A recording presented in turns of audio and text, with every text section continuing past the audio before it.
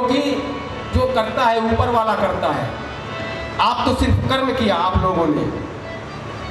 लेकिन एक बात है, आपसे हाथ जोड़ करके हमें ये बता दीजिए, जितने भी ब्राह्मण हैं हमारे राज्य के, कि पहले रानी मरेगी या राजा मरेगा, इतना जानना चाहता हूं।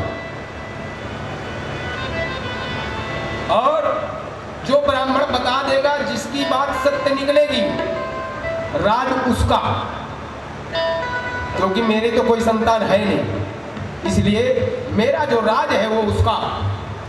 और बात गलत हो गई तो देश निकाला हो जाएगा उसका। इतना सुन करके जो आता था वो भी भूल गए पंडित जन। लोग सोचने लगे, पता नहीं, विश्वास नहीं रहा पोथी पे कि क्या सही हो क्या गलत हो, आगे किसने देखा। समय 1 महीने का था, समय बीतता गया। एक किसान हल जोत रहा था और रोज उधर से जाए, रोज वो किसान बोले, पंडित जी कहाँ जा रहे हो, क्या बात है, मुझे भी बताओ, क्यों टेंशन में हो, इतनी चिंता किस बात की। पंडितों ने कहा, तू हल जोत, तुझे क्या मतलब, किसान आदमी तू हल जोत। किसान ने फिर भी कहा कि हो सकता है तुम्हारे प्रश्न का हल मैं कर सकूं, मुझे तो बता दो। बोले नहीं। जब 1 दिन रह गया तो कुछ लोग ऐसे होते हैं कि मैं बच जाऊं, दूसरा चाहे गड्ढे में जाए तो जाए, मैं बचूं। लोगों ने सलाह किया, बोले चलो पूछता हूं। किसान हरदम कहता रहता है कि मुझे बताओ। दूसरे दिन गए, 1 दिन रह गया। किसान ने पूछा, कहाँ जा रहे हो? बोले सुनो इधर आओ, बताता हूँ। सारी कहानी बताई। उसने कहा, मैं तो चुटकी में हल कर दूंगा, बस जो मामला है चुटकी में हल हो जाएगा, काहे घबरा रहे हो, चिंता क्यों कर रहे हो, चिंतित मत होइए। बोले लेकिन वहां तो पंडित को जाना है।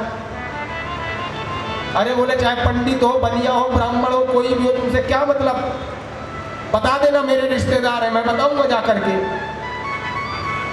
बोले हाँ ये बात बन सकती है, नहीं तो सारे ब्राह्मणों का निकाला होगा और फंसेगा तो ये फंसेगा। अब उनको ये नहीं दिख रहा है, इसे राज भी तो मिल सकता है।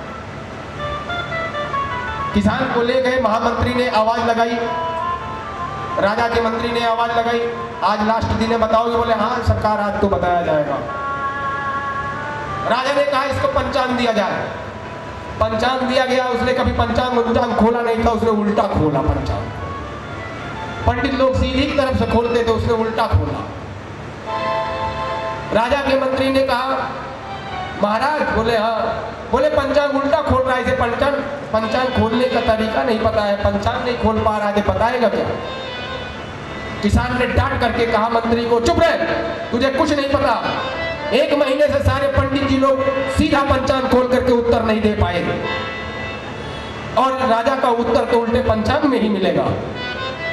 राजा ने कहा कोई बात नहीं, मुझे तो अपने प्रश्न से मतलब है, चाहे उल्टा देखो चाहे सीधा। किसान ने उंगली अपनी ऐसे ऐसे गिनी, कुछ नहीं आता था।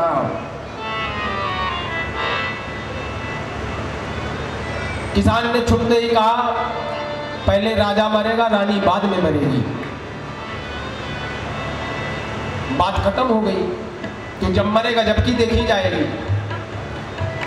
वापस चले आए। कई दिन बीत गया तो पंडित जी लोग किसान के पास गए। सुबह वो चारपाई से उठ करके घूमने जा रहा था। जब सुबह गए, उसने देखा, प्रणाम किया, बोला पंडित जी कहाँ? अरे बोले भाई मुझे ये बात तो बता दे। इस तरह से देख के कैसे कह दिया? कहने लगा इसमें कौन सी बड़ी बात है। पंडितों ने कहा देखो अगर राजा नहीं मरा तो तुझे देश निकाला दे देगा। बोला कोई बात नहीं। बोले तूने कैसे बताया? उसने कहा सुनो मेरी बात, जो राजा मर जाएगा तो आधा राज मुझे मिल ही जाएगा। नहीं, उसने कहा रानी मरेगी। जब रानी मर जाएगी तो राजा आधा राज मुझे दे ही देगा। बोले हाँ। और बोले जब राजा मर जाएगा तो रानी क्या कर लेगी? मेरा राजपाट खत्म। राजा के मरने के बाद में रानी क्या कर लेगी? कुछ नहीं कर सकती है।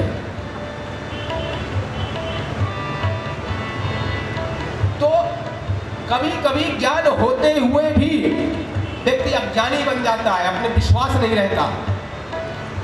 और वो कह के आया था कि रानी मरेगी, अगर रानी पहले मर जाती तो राजा आधा रात दे देता उसको। अच्छा चलो रानी नहीं मरी, राजा मर जाएगा तो राजा मरने के बाद में पहले राजपाट खत्म हो जाता था। बोला रानी जब राजा ही मर जाएगा तो रानी कौन सी मेरी पूछ पाड़ने आ रही है मेरे घर पे, क्या कर लेगी ये? पंडितों ने कहा ये बात तो सही है। बोलो जय जय सीताराम। हाथ पत्र अरु ध्वजा